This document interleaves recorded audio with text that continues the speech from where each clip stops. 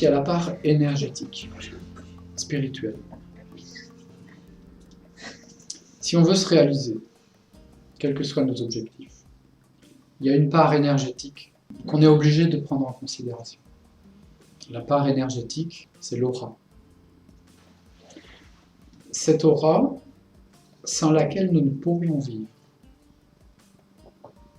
Elle porte nos logiciels de survie. Elle porte notre conscience. Et en fait, cette aura, elle est nous. Nous sommes l'aura. Ce n'est pas le corps qui a une aura, c'est l'aura qui a un corps à l'intérieur. Si vous cherchez dans le corps où vous vous situez, par exemple, vous ne vous trouverez pas. Il n'y a aucun contour à la conscience et aucune localisation à la conscience. Parce que nous ne sommes pas dans le corps. Nous sommes dans l'aura.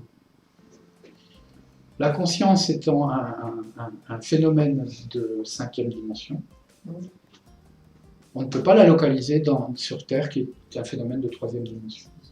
On survole la dimension terrestre. Mais nous ne sommes pas sur Terre. Nous sommes sur une dimension parallèle à la dimension terrestre. Nous la survolons, nous la surplombons, nous l'observons, nous sommes observateurs, mais nous ne sommes pas sur Terre. Nous ne sommes pas dans le corps. Nous sommes dans l'aura d'énergie. Et l'aura d'énergie est en 4e dimension. Le terrestre, la matière, c'est de la 3e dimension. L'aura d'énergie, c'est de la 4e dimension. La conscience, c'est de la 5e dimension. Les guides, c'est de la 6e dimension. Et toutes ces dimensions, même si elles sont interdépendantes, elles sont indépendantes.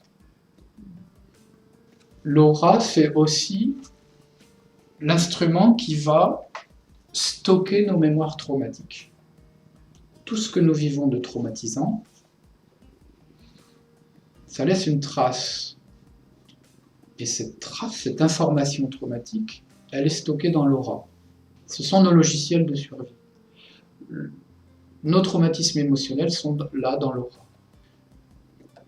L'information de notre mental, nos raisonnements, notre personnalité, c'est dans l'aura. La conscience est dans l'aura. Et c'est parce que la conscience habite cet espace d'information qu'elle devient cette information. La personnalité, c'est l'information de votre vécu. Ces informations-là, c'est l'aura, sont dans l'aura. Et parce que vous habitez l'aura, vous êtes cette information. Et donc il est possible d'aller dans l'aura, aller dissoudre, déstructurer les informations traumatiques de notre vécu. C'est comme si on effaçait, c'est comme si on supprimait de l'ombre à l'intérieur de nous et que ça se remplit naturellement de lumière. Parce qu'à chaque fois qu'on a engrammé un traumatisme, on s'est rempli d'ombre. C'est-à-dire il y a des parts de vie de l'être qui se sont renfermées. Si on a des inhibitions, si on a des peurs, si on a des doutes, c'est parce que nous avons vécu des instants traumatiques qui nous ont recroquevillés, qui nous ont blessés, et on est resté prostré dans cette position de protection. Eh bien, cette charge traumatique, il est possible d'aller la dissoudre pour qu'elle n'existe plus dans l'être. Si on libère l'être de ses peurs ou de ses blessures, eh ben, il se réexpanse, il s'épanouit naturellement, parce que sa nature initiale, sa texture à l'être, c'est la joie.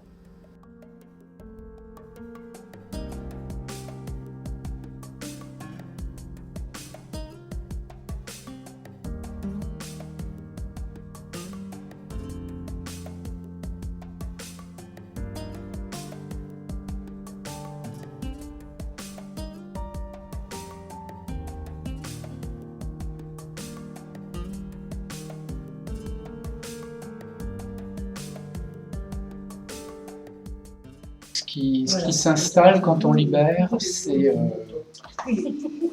beaucoup de paix, beaucoup de silence intérieur, de la joie, de l'harmonie, de l'amour. Mais c'est à l'intérieur de soi que ça change le plus.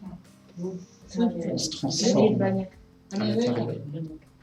On relativise, il y a un détachement, voilà. Un détachement, une paix, un silence à l'intérieur. Les événements nous touchent moins dans le sens où Les événements nous touchent. Ouais. C'est vrai que c'est donc libérer l'être et booster notre potentiel vers notre voie de réalisation, c'est-à-dire marcher notre cheminement personnel vers nos idéaux. Ça peut être des idéaux de bonheur, Ça peut être se libérer de nos propres souffrances, ça peut être atteindre des niveaux de médiumnité ou de guérison avancée, si on sent que c'est notre voie. Il faut libérer l'être, libérer l'aura des traumatismes, parce que chaque traumatisme a imprimé une résistance et une prostration. Et tant que l'être à l'intérieur de l'aura sera dans une prostration, on n'aura pas accès à notre plein potentiel.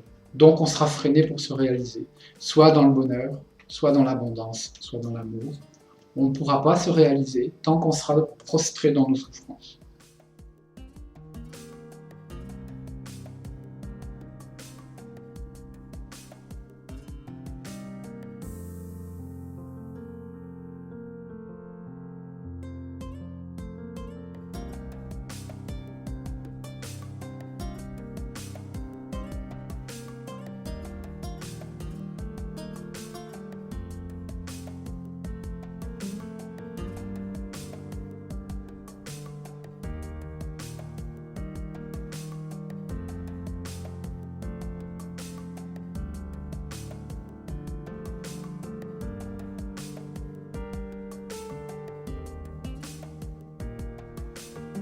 Personnellement, mes observations me font penser qu'il y a 90% de nos souffrances, ici et maintenant, qui appartiennent à notre karma. Si on ne souffrait que des traumatismes de cette vie, on serait vivant comme des pains de sang. Mais ce n'est pas le cas. On est tous très mal en point. Donc, il faut aller dans l'aura libérer ces choses-là. Les traumatismes karmiques, les traumatismes de cette vie-là. Il faut aller dans l'aura libérer l'être de ses freins, de ses prostrations et de ses souffrances-là. Il y a plusieurs modes d'intervention pour aller libérer l'être dans l'aura. On va appeler ça le mode énergétique, on va appeler ça le mode quantique, et on va appeler ça le mode de lumière. Si on prend le mode énergétique, on va aller dans les structures de l'aura, et on va imprimer de la dynamique dans les circulations. On va activer par exemple de 15 à 50 chakras dans l'aura, et on va vérifier qu'il y a des grands canaux, des grandes artères d'énergie qui circulent correctement.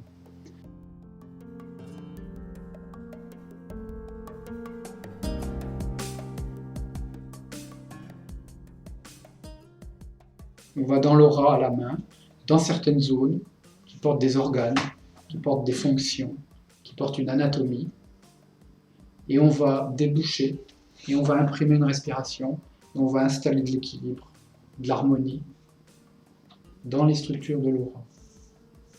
Ça nous ressuscite, parce que l'aura est congestionnée autant que le corps. Ça, ce sont les soins énergétiques, dans la structure de l'aura. Ensuite, il y a les soins quantiques. Donc on rentre dans l'aura, mais on rentre dans l'information vibratoire de l'aura. Et on va dissoudre la trace qu'ont laissé les traumatismes, la charge traumatique du vécu ou du karma. Et puis il y a un troisième mode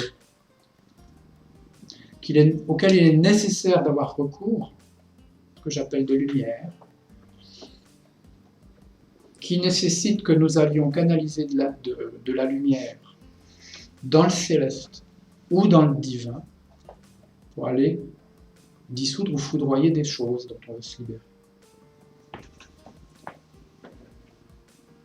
Il y a ces trois modes opératoires pour aller libérer l'être.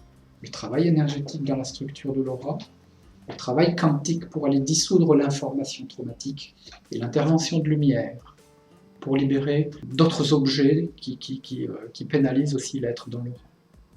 Il faut savoir que si on a des blessures actives, il y a forcément des entités qui s'en nourrissent.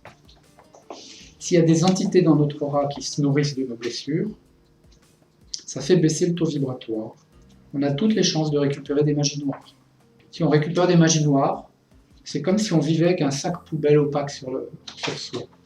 On n'a plus accès à sa lumière, on n'a plus accès à son âme, on n'a plus accès à ses anges gardiens, et on est enfermé dans le noir.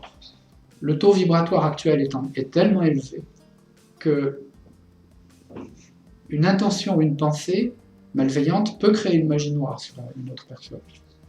Quand on est sous magie noire, on ne s'en rend pas compte. On justifie toujours d'un moyen. On trouve toujours une justification pour dire mais non, mais c'est ça, mais non, mais c'est ça, mais non, mais je suis normal, je fais bien, tout ça. Sauf qu'on ne va pas bien, il nous arrive que des merdes. Mais on n'arrive pas à le voir soi-même, parce qu'on est dedans. fait, il faut une vision extérieure par quelqu'un qui sait détecter ces choses-là. Hein, je rappelle bien que l'objectif, c'est booster son potentiel de réalisation. C'est-à-dire qu'on peut atteindre l'idéal de ce que l'on veut être ou vivre. C'est seulement lorsqu'on est libéré totalement de ces choses que la vie change. Quand tu libères quelqu'un, il a l'image de ce qui de l'ombre qu'il avait sur lui. Il a systématiquement le ressenti, l'événement qui lui revient à la Alors, pensée. il y a du ressenti. Il y a du ressenti, il y a du mouvement, mais ce qu'on retient, on ne retient pas ce qui est disparu parce que ça n'existe plus. Ce qu'on accueille, c'est de la joie, de la paix, de la lumière. En général, c'est assez doux et harmonieux. Oui. Et pour les personnes les plus sensibles énergétiquement, c'est très courant, on monte dans la lumière, on monte dans le céleste, on peut voyager dans l'univers, rencontrer ses guides, il peut se passer des choses assez incroyables, de l'ordre du transcendantal, de la lumière, des choses inconcevables ici du point de vue terrestre. Il n'est pas nécessaire d'aller tout effacer. Il est juste nécessaire d'aller libérer l'être suffisamment de ses prostrations pour que de lui-même, il sorte de toutes ces illusions. Parce que tout ça, c'est des illusions. C'est juste de l'information inscrite sur des supports d'énergie.